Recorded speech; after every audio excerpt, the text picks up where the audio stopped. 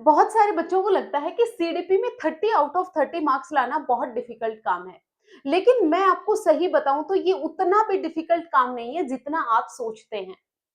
जो आप पढ़ रहे हैं, जो आपके पढ़ने का तरीका है, आपको उसको चेंज करना है। और जब आप अपने पढ़ने के तरीके को चेंज कर लेंगे तो ये 30 आउट ऑफ 30 मार्क्स लाना आपको बहुत इजी लगने लगेगा। आज हम उसी स्ट्रेटेजी पर बात करेंगे कि आप सीटेट में कैसे 30 आउट ऑफ 30 मार्क्स लेके आ सकते हैं। क्या ये पॉसिबल है? आप कहेंगे कि मैम अभी तो 1 महीना बचा है, क्या इसमें ये पॉसिबल है? हाँ, इसमें भी ये पॉसिबल है। किस तरीके से आप लेके आएंगे उस पर हम बात करते हैं। आपकी गलतियां क्या हैं? आप क्या करते हैं? आप केवल नोट्स पढ़ते हैं। आपने बहुत सारे यूट्यूब वीडियो देखे या फिर आपने कोई कोर्स परचेज कर रखा है, वहां पर आपने वीडियो देखी और वहां पर वीडियो देखकर आपने नोट्स बनाए या फिर जहां से भी आपको पीडीएफ मिलती है, आप वो पीडीएफ लेते हैं और उस नोट्स को बनाने में, नोट्स को पढ़ने में ही अपना ज्यादा टाइम वेस्ट कर देते हैं। दूसरी गलती क्या होती कि कॉन्सेप्ट को समझे बिना ही रटना। जैसे कोई भी कॉन्सेप्ट है, प्रोग्रेसिव एजुकेशन का कॉन्सेप्ट है, आप उस कॉन्सेप्ट को समझ नहीं रहे, आपने जो भी नोट्स बनाए हैं आप उसको रटने लग रहे हैं। आपने एक बार पढ़ा, 2 बार पढ़ा, 3 बार पढ़ा और जब भी आप रटेंगे तो ये आपकी परमानेंट लर्निंग कभी भी नहीं होती। चीजें आपके दिमाग में टिकेंगी ही नहीं जब तक आप इस कॉन्सेप्ट को समझ नहीं लेंगे। अगली गलती क्या है कि एमसीक्यू की प्रैक्टिस नहीं करते। आप सिर्फ थ्योरी थ्योरी थ्योरी पढ़े जा रहे हैं। एक ही थ्योरी की आपने 4 से 5 बार वीडियोस देखी अलग अलग एजुकेटर की कि इसने कुछ नया बताया होगा, इन्होंने कुछ नया बताया होगा, इन्होंने कुछ नया बताया होगा। जब भी आप थ्योरी पढ़ते हैं, थ्योरी आपको मैक्सिमम 1 से 2 बार ही पढ़नी है। 1 से 2 बार उसको रटने की कोशिश नहीं करनी, उसको समझने की कोशिश करनी है। कोई भी एक टॉपिक उठाओ, उस टॉपिक को आपको एक ही बार में समझ लेना है और समझने के बाद क्या है, एमसीक्यूज लगाने हैं। ये गलती आप करते होंगे। प्रीवियस ईयर क्वेश्चंस को ना लगाना। हमें लगता है कि जो क्वेश्चन पीवाईक्यूज में ऑलरेडी आ चुके हैं, पहले एग्जाम में जो क्वेश्चन आ चुका है वो दोबारा थोड़े ना आएगा, तो पीवाईक्यू लगाने का कोई फायदा नहीं है। यही आपकी सबसे बड़ी गलती है। रिवीजन को नजरअंदाज करना। आप सिर्फ सिलेबस कंप्लीट करने के पीछे लगे हुए हो। आज मैंने ये टॉपिक पढ़ लिया, फिर कल मैं ये टॉपिक, फिर ये टॉपिक, फिर ये टॉपिक, और जो आपने 5 दिन पहले जो टॉपिक पढ़ा था अगर उसका रिवीजन नहीं हुआ तो वो फिर से जीरो हो जाएगा। तो अगर रिवीजन नहीं कर रहे हैं तो ये भी आपकी गलती है। आप इनमें से कौन सी गलती कर रहे हैं ये मुझे आप बताना। अब आपको करना क्या है? आपको करना है कि जो भी आपकी सीडीपी के इंपॉर्टेंट टॉपिक हैं आपको वो समझने हैं, जो सबसे ज्यादा बार पूछे जाते हैं, जिस टॉपिक से सबसे ज्यादा क्वेश्चन पूछे जाते हैं, जो इंपॉर्टेंट टॉपिक है आपको उनको मार्क करना है, उनको आपको पता होना चाहिए। कौन कौन से टॉपिक हैं वो? ग्रोथ एंड डेवलपमेंट का टॉपिक है, वृद्धि और विकास का टॉपिक आपकी यूनिट फर्स्ट में पहला ही टॉपिक है और यहां से हर बार 1 से 2 क्वेश्चन पूछे जाते हैं। आपसे क्वेश्चन पूछ लेगा ग्रोथ और डेवलपमेंट में क्या डिफरेंस होता है, डेवलपमेंट के प्रिंसिपल से क्वेश्चन पूछता है। और आजकल जो क्वेश्चन पूछे जाते हैं वो डायरेक्ट आपसे क्वेश्चन नहीं पूछे जाते, फैक्चुअल क्वेश्चन नहीं पूछे जाते, सिचुएशन बेस्ड क्वेश्चन पूछे जाते हैं। इसीलिए थ्योरी का समझना बहुत जरूरी है। जब तक आप थ्योरी नहीं समझेंगे, जो सिचुएशन बेस्ड क्वेश्चन है, जो असर्शन रीजन वाले क्वेश्चन है, वो आप नहीं कर पाएंगे। प्रिंसिपल ऑफ डेवलपमेंट, उसके बाद हेरिडिटी एंड इन्वायरमेंट। जो हेरिडिटी और इन्वायरमेंट है उसका बच्चे के डेवलपमेंट पे, बच्चे के विकास पर क्या प्रभाव पड़ता है। बच्चे का डेवलपमेंट है वो हेरिडिटी और इन्वायरमेंट दोनों के इंटरेक्शन की वजह से होता है। कुछ नेटिविस्ट होते हैं, पहले कुछ साइकोलॉजिस्ट ऐसे थे जो मानते थे कि डेवलपमेंट है वो हेरिडिटी के कारण होता है, जो नेचर को इंपॉर्टेंट मानते थे। किसको? नेचर को इंपॉर्टेंट मानते थे। लेकिन कुछ साइकोलॉजिस्ट का ग्रुप ऐसा था जो इन्वायरमेंट को इंपॉर्टेंस मानते थे, यानी वो नर्चर को इंपॉर्टेंट मानते थे। लेकिन आज का जो मॉडर्न व्यू पॉइंट है वो क्या है कि बच्चे का डेवलपमेंट है वो हेरिडिटी और इन्वायरमेंट दोनों के कारण होता है। ये कंप्लीट सिलेबस मैंने चैनल पे करवा रखा है। आपको कहीं भी किसी भी टॉपिक में अगर डाउट है तो आप वहां जाकर जरूर देखिएगा। फिर है आपका सोशलाइजेशन, हर बार 1 से 2 क्वेश्चन पूछे जाते हैं और ज्यादा डिफिकल्ट क्वेश्चन नहीं पूछता। या तो आपसे पूछेगा प्राइमरी सोशलाइजेशन बच्चे का कहाँ से होता है या सेकेंडरी सोशलाइजेशन बच्चे का कहाँ से होता है। प्राइमरी सोशलाइजेशन हमेशा कहां से होगा, फैमिली से होगा, परिवार से होगा, क्योंकि जब बच्चा जन्म लेता है जन्म के बाद तुरंत वो अपनी फैमिली के इंटरेक्शन में आता है, परिवार के इंटरेक्शन में आता है। परिवार को मिनिएचर वर्जन ऑफ सोसाइटी कहा गया है जहां से बच्चे की लर्निंग शुरू होती है। और सेकेंडरी सोशलाइजेशन कहाँ होता है, स्कूल में होता है, मास मीडिया से होता है, नेबरहुड से होता है, समाज से होता है, संस्कृति से होता है। लैंग्वेज एंड थॉट, भाषा और विचार को लेके वाइगोस्की और पियाजेट से रिलेटेड क्वेश्चन पूछा जाता है। क्योंकि वाइगोस्की है वो कहते हैं कि पहले बच्चे में भाषा का डेवलपमेंट होता है फिर थॉट आती है, और पियाजेट कहते हैं कि पहले बच्चे में थॉट का डेवलपमेंट होता है फिर भाषा आती है। इन दोनों के डिफरेंस से क्वेश्चन पूछा जा सकता है। इंडिविजुअल डिफरेंसेस से बहुत सारे क्वेश्चन बन सकते हैं। इंडिविजुअल डिफरेंसेस है ये प्रिंसिपल ऑफ डेवलपमेंट में भी आता है। हर एक बच्चा अपने आप में यूनिक होता है, हर एक बच्चा दूसरे बच्चे से डिफरेंट होता है, क्योंकि हर एक बच्चे की हेरिडिटी अलग है, हर एक बच्चे का इन्वायरमेंट अलग है। दो जुड़वा बच्चे भी एक दूसरे से डिफरेंट होते हैं। तो ये सारे टॉपिक आपको क्लियर होने चाहिए। नेक्स्ट देखिए कौन से इंपॉर्टेंट टॉपिक है, पियाजेट की थ्योरी। हर बार आपके क्वेश्चन 1 से 2 क्वेश्चन पक्का, कई बार तो 3 क्वेश्चन तक भी पूछ लेते हैं।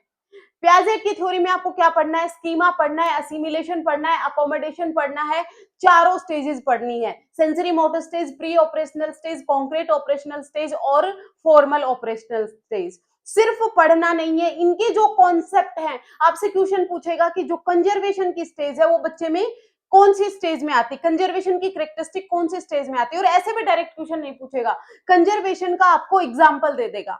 एक बच्चा कह रहा है कि जैसे जैसे मैं चल रहा हूं चांद मेरे पीछे पीछे आ रहा है, ये बच्चा कौन सी कैरेक्टरिस्टिक शो कर रहा है, ये बच्चा कौन सी एनिमिज्म की कैरेक्टरिस्टिक शो कर रहा है कि जब वो किसी नॉन लिविंग थिंग को भी लिविंग थिंग मानने लगता है। इस तरीके के एग्जाम्पल बेस्ड क्वेश्चन आते हैं, एसर्शन रीजन क्वेश्चन आते हैं। मैंने एमसीक्यूज की सीरीज शुरू कर रखी है, हर दिन आपको 2 से 3 वीडियो मिल रहे हैं, एमसीक्यूज खूब प्रैक्टिस कर रहे हैं वहां पर। अगर आपको किसी भी टॉपिक में कहीं भी डाउट है तो आप वहां से बहुत अच्छे से कर पाओगे। मैं हर एक एमसीक्यू में सारे पॉइंट डाल के ला रही हूँ ताकि आपका कंप्लीट रिवीजन हो जाए। फिर उसके बाद कोहलबर्ग की थ्योरी, कोहलबर्ग का मोरल यानी नैतिक विकास का सिद्धांत, इन्होंने भी कितनी 3 स्टेजेस दी हैं और 6 लेवल दिए हैं, वहां से भी क्वेश्चन पूछे जाते हैं। Pre conventional stage, conventional stage और पोस्ट कन्वेंशनल स्टेज, हर एक स्टेज के 2-2 लेवल होते हैं। फिर आती है वाइगोस्की की थ्योरी। वाइगोस्की की थ्योरी बहुत इंपॉर्टेंट है, इससे प्राइवेट स्पीच से, जेडपीडी से, कोलैबोरेटिव लर्निंग से मोस्टली क्वेश्चन पूछा जाता है। जेडपीडी क्या होते हैं, एक ऐसा एरिया जो बच्चा इंडिपेंडेंटली कर सकता है और किसी की मदद से कर सकता है, उसके बीच का जो एरिया होता है वो जेडपीडी होता है। यानी इंडिपेंडेंटली बच्चा खुद से चल सकता है, लेकिन अगर उसकी कोई मदद कर दे तो वो साइकिल चला सकता है। पैदल चलने से साइकिल चलाने का जो बीच का एरिया है ये बच्चे का जेडपीडी होता है, जोन ऑफ प्रॉक्सिमल डेवलपमेंट होता है। जब बच्चा खुद को इंस्ट्रक्शन दे रहा है, खुद को गाइड कर रहा है, खुद से बात कर रहा है, वो प्राइवेट स्पीच होती है। एक अस्थायी मदद जो मोर नॉलेजेबल अदर द्वारा दी जाती है, जब तक बच्चा इंडिपेंडेंटली कुछ काम ना करने लग जाए तो वो क्या होता है, स्कैफोल्डिंग होती है। ये सारे टॉपिक मैंने बहुत डिटेल में एग्जांपल से बहुत अच्छे से करवा रखे हैं। चाइल्ड सेंटर्ड एजुकेशन, आज का जो एजुकेशन सिस्टम है वहां पर चाइल्ड है वो सेंटर में है। बच्चे की नीड्स को, बच्चे की इंटरेस्ट को, बच्चे की लर्निंग स्टाइल को, लर्निंग पेस को, हर चीज बच्चे के अकॉर्डिंग होगी। करिकुलम फ्लेक्सिबल होगा, सिलेबस फ्लेक्सिबल होगा, जो टीचिंग लर्निंग मटेरियल है वो फ्लेक्सिबल होगा, टीचिंग मेथड फ्लेक्सिबल होगा। यानी यहाँ पर हीरो क्या है, चाइल्ड हीरो है। जो भी चीज बच्चे की लर्निंग को अनहेंस करे वहां पर कौन सी एजुकेशन है, चाइल्ड सेंटर्ड है। मल्टीपल इंटेलिजेंस जो किसने दी थी, गार्डनर ने दी थी। देखिए इंटेलिजेंस से ज्यादा क्वेश्चन नहीं आते, लेकिन गार्डनर की मल्टीपल इंटेलिजेंस थ्योरी हर बार पूछी जाती है। ये तो सीटेट का फेवरेट क्वेश्चन है, एक क्वेश्चन पक्का पक्का पक्का पूछा जाता है, तो ये देख लीजिएगा। नेक्स्ट क्वेश्चन देखो, लर्निंग एंड पेडागोजी से किस तरीके, देखिए जो पहले हमने ये पीछे वाली जो 2 स्लाइड करी, ये 15 नंबर में पूछे जाते हैं यही टॉपिक। क्या? Growth development, principle of development, heredity and environment, socialisation, language and thought and individual differences, और ये टॉपिक, ये 15 नंबर के क्वेश्चन पूछे जाते हैं आपकी पहली यूनिट से। फिर आपसे सवाल पूछेगा लर्निंग और पेडागोजी से, बच्चा सीखता कैसे, बच्चे का डेवलपमेंट कैसे होता है, ये पूछ लिया। अब सीखे पूछेगा कि सीडीपी में जो टीचिंग और लर्निंग प्रोसेस है वो कैसे होता है। लर्निंग एंड पेडागोजी, लर्निंग के प्रिंसिपल से क्वेश्चन पूछ सकता है।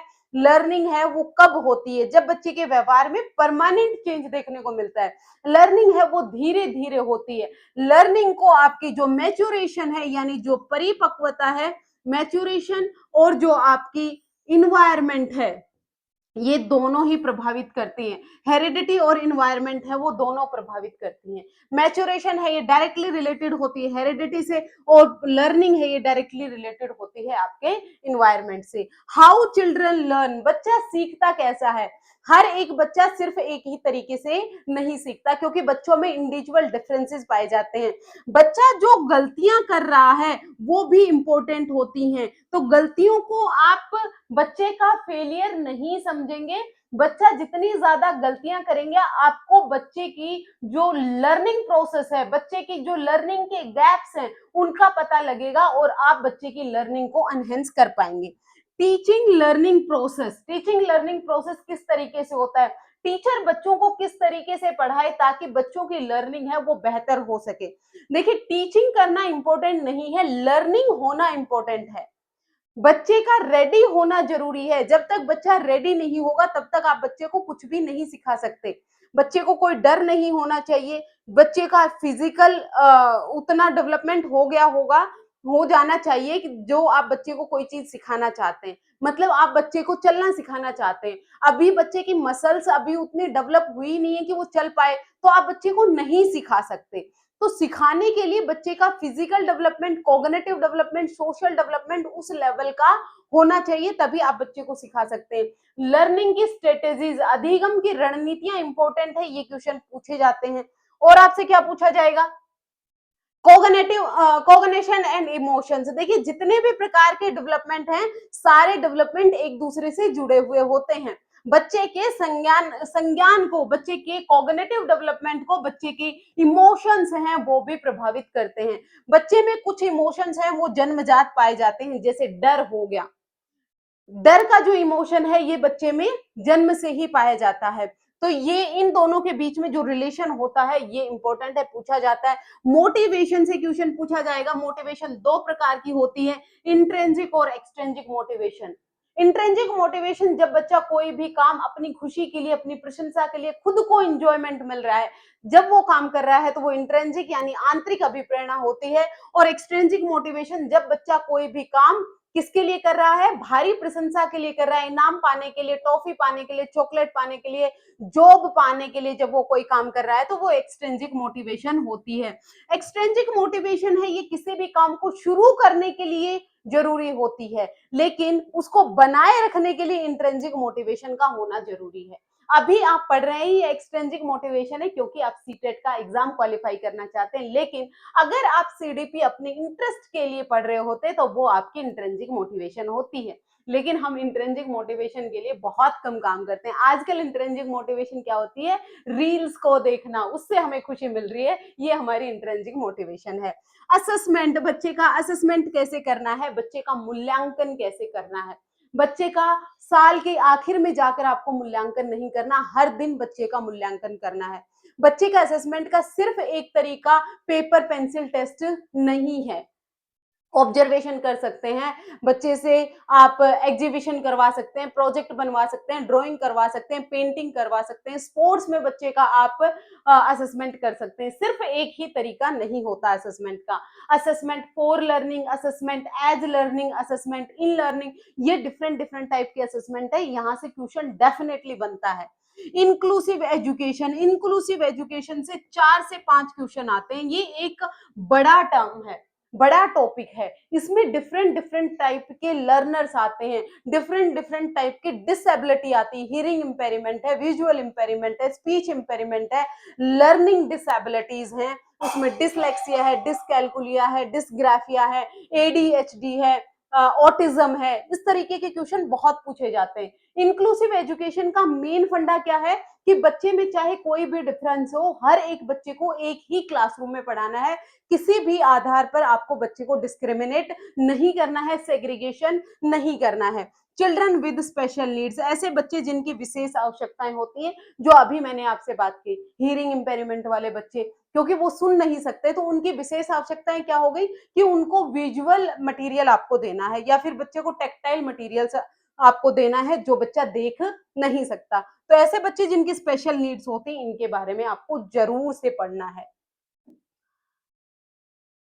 ये थे आपके इंपॉर्टेंट टॉपिक। इंपॉर्टेंट टॉपिक, ये सारा सिलेबस मैंने सीटेट का चैनल पर करवा रखा है। आप वहां पर जाकर कोई भी टॉपिक में अगर आपको डाउट है, आप वो देख सकते हैं। एमसीक्यूज की भी मैंने सीरीज शुरू कर रखी है, जो एग्जाम डेट तक हम डेली प्रैक्टिस करने वाले हैं एमसीक्यूज। 5 गोल्डन रूल कौन से हैं? सबसे पहले क्या करना है आपको? कॉन्सेप्ट को समझना है, रटना नहीं है। जो पहले आप रटने की कोशिश कर रहे थे, अभी आपको कॉन्सेप्ट समझना है, और ये कॉन्सेप्ट समझाने की जिम्मेदारी मेरी है। अगर आपको कोई भी कॉन्सेप्ट नहीं समझ में आ रहा, आप मुझे कमेंट करके बताएं, वो टॉपिक मैं आपको करवाऊंगी। फिर है एनसीईआरटी और ऑफिशियल सिलेबस पर ही फोकस करें। कहीं से भी कुछ भी रेंडमली पढ़ना शुरू मत करो। ऑफिशियल जो आपको सिलेबस मिला हुआ है, सीबीएसई की साइट पर है, मैं भी आपको दे दूंगी, वो ही सिलेबस देखो। और अगर आपको बुक्स पढ़नी है तो एनसीईआरटी की ही बुक्स पढ़ेंगे। पीवाईक्यू जरूर लगाने हैं, डेली लगाना है, डेली एक सेट पीवाईक्यू का आपको लगाना है, जिससे आपकी एक्यूरेसी बढ़ेगी, आपको आइडिया आएगा कि किस तरीके के क्वेश्चन आ रहे हैं। अच्छा, एक चीज और ध्यान रखना कि जो आप मॉक टेस्ट कर रहे हो, मॉक टेस्ट में आपके जितने भी मार्क्स आ रहे हैं, उसका आप अपना फाइनल रिजल्ट मत मान लेना। एमसीक्यू मॉक टेस्ट आप किस लिए लगाते हो? आप अपनी लर्निंग को एनहेंस करना है। जहां पर भी आपसे गलतियां हो रही हैं, उन टॉपिक को लिखो और उनको दोबारा से तैयार करो। ये आपका मार्क्स जांचने के लिए नहीं होता है कि मैं इतने नंबर लेके आ रहा हूं, इतने नंबर। ये आपकी लर्निंग को एनहेंस करने के लिए होते हैं। रिवीजन आपको कभी भी नहीं छोड़ना है। जो कॉन्सेप्ट आपने आज पढ़ा है, वो 4 दिन के बाद, फिर वो 21 दिन के बाद, और बीच में अगर आपको टाइम मिल जाए तो 15 दिन पे, फिर 21 दिन पे, इस तरीके से आपको जरूर रिवाइज करना है। अगर आप रिवीजन नहीं करेंगे तो चाहे कितने ही कॉन्सेप्ट, कितने ही टॉपिक आप पढ़ते रहो, आप भूल जाने वाले हो। एग्जाम से पहले आसान क्वेश्चन करें। जब एग्जाम में करने जाते हो ना क्वेश्चन, इस पर हम और डिटेल्ड वीडियो बनाएंगे, किस तरीके से आप एग्जाम में अपना पेपर अटेम्प्ट करने वाले हो। तो ये था आपका एक छोटा सा वीडियो, जिसमें मैंने आपको इंपॉर्टेंट टॉपिक डिस्कस किए, जिसमें आप अपनी सीडीपी में 30 आउट ऑफ 30 मार्क्स लेके आ सकते हो। अगर आपको थ्योरी समझनी है, आपको एमसीक्यूज, आपको कहीं भी कोई भी डाउट है, आप चैनल के साथ जुड़िए, आप मुझे कमेंट करके बताइए। आपको हर एक कमेंट का रिप्लाई मिलेगा और आपके हर एक डाउट का सॉल्यूशन मिलेगा। आज के लिए इतना ही, मिलते हैं फिर से। Thank you very much.